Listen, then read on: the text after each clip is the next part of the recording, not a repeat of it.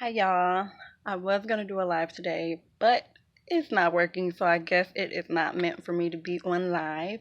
So as you all notice, I'm starting a new sector of I am healed thyself, excuse me. And it is my wellness life coaching sector. As we all know, or maybe some of you don't know, I am a professional tutor, and so I am a tutor by trade. But I've always known that I am meant to be a psychiatrist. Like I wanted to go to school for sociology and then psychiatry and all of that good stuff, but God led me here. And so a lot of it was because as I was going to school as a youngster, you're not going to make any money. There's no money in that. And, don't you want to make some money? You need a master's and da da da. And so I was kind of taken aback, or I was like, all right, well, and then I went into nursing, so I have a background in as a nursing assistant, and so I've done rehab, I've done trach care, I've done hospice, which I love. If I was to ever go back to the medical field, it would be to do hospice. That in a nutshell. I love hospice. I love to help a person transition, and especially if they don't have any family around, or the family just comes on the first of the month so that the parent or the auntie can sign a check. I loved being that person there, that every day, I love you auntie, or I love you grandma. That means a lot to me, so I definitely love hospice. And so I've done hospice, I've done a little bit everything under the sun. And so what led me to this wellness life coach sector was because I want to say, well, before I had my daughter, I was deep in the church. And then I went through a depression because I got pregnant. And instead of me lying and getting married first and then telling them, oh, guess what, y'all? God blessed us with a baby. Praise be.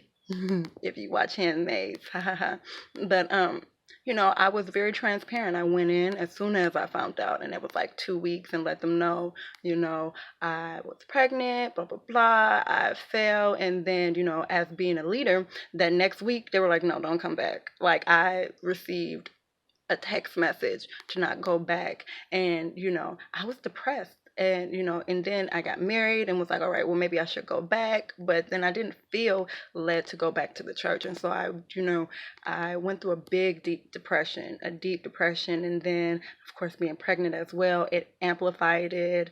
And then me and my husband, we weren't on good terms, and I had basically destroyed my whole everything for someone who did not appreciate it. And so it was very depressed. And so for years, the first thing I heard, just reading self-help books and searching within, I lied to myself for a few years, telling myself I love you, I love you. I would look in the mirror and I would literally be in tears, like, ugh, not, this is just lies. And then I finally was like, all right, a few years later, was in a very decent space. Decent, I want to say decent. At that point I thought it was good, but when I look back at it, it was not a good place. But after being verbally attacked by my then supervisor, male, military history. I was working at the college, and he verbally attacked me in the office in front of other female coworkers. And so, I fell into another deep depression. Was like, okay, especially I worked at a church. I mean, well, not at the church. Well, I worked at on the college, and he was well known. Like, I got really depressed. I would have dreams about him following me and like just being just horrible. It was bad. And so I wind up going to see someone, and I just really needed somebody to talk to kind of explain the feelings, like, okay, is this normal, what's going on? And when I went and talked to this lady, she's like, just answering questions and just being honest, being transparent about how I'm feeling. And she's like, do you feel like you're in a fog? And I'm like, hell yeah, I ain't even really here. Honestly, there were days that I didn't want to get out of bed. Like I would literally be as a single parent, I would literally have to drag myself out of bed and pretend that I was happy, just for my daughter, because I didn't want her to see me like that. But I would literally drop her off at preschool and would be in tears because I would have panic attacks. Like, okay, I can't go to work because I'm scared of him. I'm not so much scared of him, but scared of what I may do to him because I'm fearful of what he's gonna do to me. And so this lady, she's like, you know what, Miss Clark, I think I need to make you to another appointment because I can't help you here. You have severe issues and you need to go get with serious counseling. You may need to be inpatient. I'm like, what the fuck? Are you serious? I'm not going to be anybody's inpatient. You're not going to put me on any type of pills. I really just wanted somebody to talk to. And so she made the appointment and it was for the next week. And like, I battled with myself, like, okay, am I going to this? Am I going to this? And I drove to the place. And then like, I saw those people there and it brought me a panic attack. I'm like, I'm not going in this fucking place where all these people looking at me like, what's wrong with this bitch? What's going on? So I didn't go. Right. And so what I did, what I was being led to was just go to the park. And I love outside. I'm one of those introverts. So doing this is really hard for me to have people all up in my business. Like, oh no, I don't do that. But it was really, I listened. Okay, and I went to the park and I would be at this park and I would go do yoga and I would just sit there, and there would be days I would just sit there and like cry in the sun and I would just be in tears. I would literally go drop my daughter off at preschool on the college campus. Know I had to go to work. I would not call in. I'm not going there. I don't want to talk to him. I don't want to be around, the environment at the office. And so I would just go to the park. Like, and I couldn't go home because the environment there wasn't good for me. And so the only place I could go was to the park. And like, I would literally be at the park for hours just doing yoga or sitting there crying, and I would do that all the time, and eventually it just got better.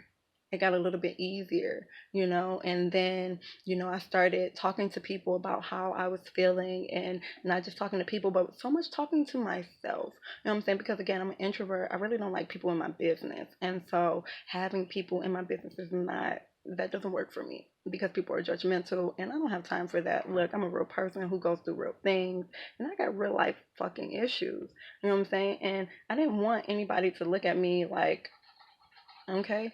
And so I healed myself. I listened to myself. You know what? If it was Lex, sit down and do nothing for today, I would literally sit and do nothing because I needed that. I believe in self care now. That's something that when I was younger, self care, take days off. What? Money's to be made. I need to make this money. And so I would never take off. And so to take off was like, okay, or to like not go to work because I wasn't really taking off. I'm just not going in. It was a big thing. And then so after doing that for about 2 weeks, I just quit. I sent an email, I think. I either sent an email or a text message and was like, I'm never coming back in. Deuces, fuck you in the ship that you roll in on, homeboy. You know what I'm saying? And I felt instantly better.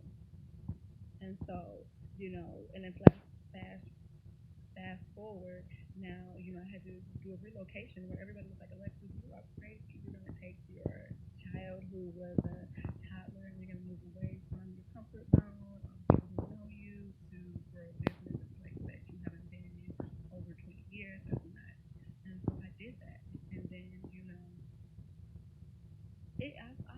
I'm thriving. You know what I'm saying? I'm not where I want to be at all, But I know a lot of it is because I'm not doing what I'm supposed to be doing, and that is not just tutoring, but also helping heal you, like I healed myself. I will. Like, I have a life story. And I've dealt with depression from a young age. I've dealt with alcoholism. I've dealt with drug addiction. I've dealt with being molested at young age by friends and family. Never will I disclose those people because that's not the point. It's more so just the healing of myself. And when I first got into my journey, I would ask people, like, what do I need to do to find love? And it was this.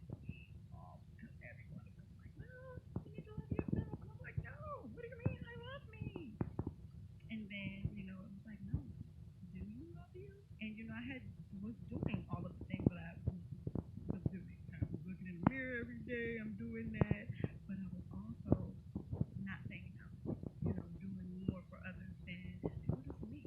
And so it is an everyday process. But guess what? I'm not on autopilot anymore. I'm not, I eat. You know what I'm saying? I love myself fully, effortlessly. I combat my negative thoughts with positive thoughts even before they occur because I can feel them coming because I've taken that time to fully know myself and accept myself good and bad because they all are me. You know what I'm saying? There is no bad part of me. I'm just evolving. I'm growing. And so, as I grow and evolve, you know, um, I have been told that I no longer can keep my story to myself and that I'm meant to help heal people, other people. That's why I'm meant to help heal you. And, as I continue my journey, um, when I say I've been through I've been through a lot of stuff. I've had an abortion. I've had a miscarriage. I've prostituted myself. I've done so much. I've overcome so much because God will not bring you to something that He is not going to bring you through. You know, she is all powerful. She is all knowing. She is me, right? And so we all gain strength through balance and balance through our strength. And, you're watching this video because you were being called to watch this video.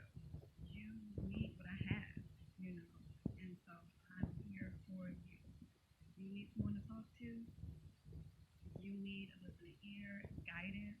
You know, everybody can afford $50, $100 an hour to talk to somebody, to tell them something that, for them to tell you something that you could have told yourself. You know what I'm saying? So reach out. It ain't free. It is not free because time isn't free. Time is energy. Energy is my currency. And so, but what I can say is what I have, you will definitely want and you will benefit from. So take the first step. Ask for help. If you are going through something that